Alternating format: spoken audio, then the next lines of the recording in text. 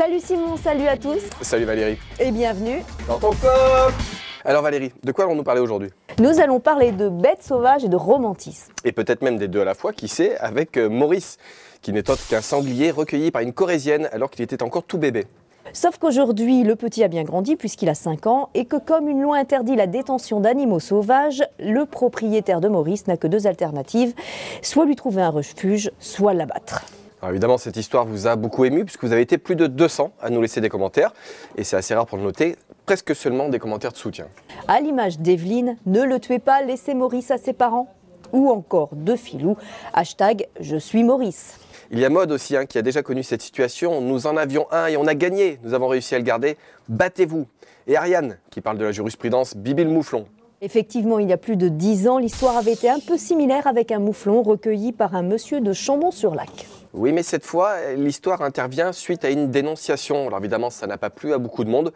C'est le cas de elle. Le problème, c'est pas Maurice, c'est les voisins. Il faut vraiment les placer. Et enfin, certains ont voulu faire un peu d'humour avec cette histoire, comme Boris, de la terrine, de la daube, faut bouffer Maurice. Bon d'accord, juste un civet. On rappelle, même si ça n'a pas fait rire tout le monde, qu'on a le droit au second degré, même sur Internet. On va passer maintenant à la page romantisme. Oh, oui. Valérie. Avec une super info que tu nous as rapportée et que tu vas nous raconter brièvement. Je vais essayer.